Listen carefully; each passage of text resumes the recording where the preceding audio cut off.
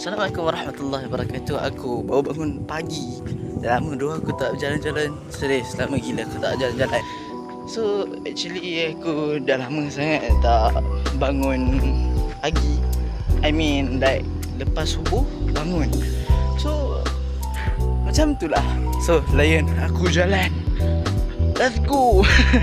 Shoot pagi-pagi sini ada bukit, ada matahari. Tengok tu, cantik. So jalan sampai ke puncak sana. Aku actually nak beritahu korang, yang ni bukit je. So di bukit, tapi ada jalan untuk kita masuk ke taman tu. So kalau kita ke depan sana, lari sikit. Lari sikit lu. Kat sini boleh turun sana dan pergi kat taman ni. Pusing-pusing. Tak adalah sampai ke bukit sana, macam bukit Kinabalu tu. Tak. Ini hanya untuk taman ni saja. Siap ada kapal terbang siang kat sana. Dulu ingat lagi, kat sini ada taman tau. Itu memang ada boyan. Tapi sebenarnya kat sini ada taman juga, tapi aku dah cabut. Tak tahu kenapa. Sebab apa, mungkin budak-budak dah ramai, dah membesar kot. So dia buang. And take a look, nature siap. Cantik tu, subhanallah. Serius cantik. Selalunya ni tempat lepak aku lah. Adalah lepak juga, tapi tak ada kawan. So aku sorang-sorang selalunya. Hari tu pernah aku nak shoot kat sini, tapi aku tak jadi. Sebab apa? Aku masa tu malu nak buat video shoot. Aku bawa tripod besar-besar, penat bawa kat sini. Aku lupa nak buat video pula. Aku malu nak buat sebab ada orang lalu. Aku macam siap lah. Tak boleh mencarut dalam video ni. Okay.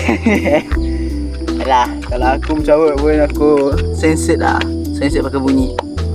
Tapi aku cakapkan jangan mencarut. Actually aku dah lama tak buat video. Sebab apa? Sebab tak ada motivation. Ni sekarang ni aku ada motivate sikit. So aku buat lah. Kesian kat viewers aku yang setia dengan aku. Cik, memang ada ke? Tak tahulah bro. Janji jalan do video. So kat sini ada menara Eiffel. Korang boleh tangkap gambar kat sini. Nampak handsome kan? Bisa usuk kan. So apa tu aku nak cakap? Pasal mic. Kalau selalunya aku ada beli mic hari tu, mic Amgrass. Video ni bukan sponsored, so aku just nak cakap je. Aku beli mic tu. So buat video lah macam biasa dulu. Dulu kan rajin buat video kan. Lepas tu ada satu hari tu member aku minta pinjam. So aku pinjamkan tu dengan sewa. Macam aku suruh bayar aku dalam RM10 atau RM20 macam aku tak ingat aku jual berapa. Jual sewa tu berapa tak. Okay lah, aku dah bagi. Aku punya hati dah tak sedap hati. Macam kemungkinan besar plug charger mic tu patah. Rupanya betul patah siap. Aku macam yes, duit masuk balik. Aku tak kisah pasal benda lah tu rosak ke apa. Tapi dapat duit balik.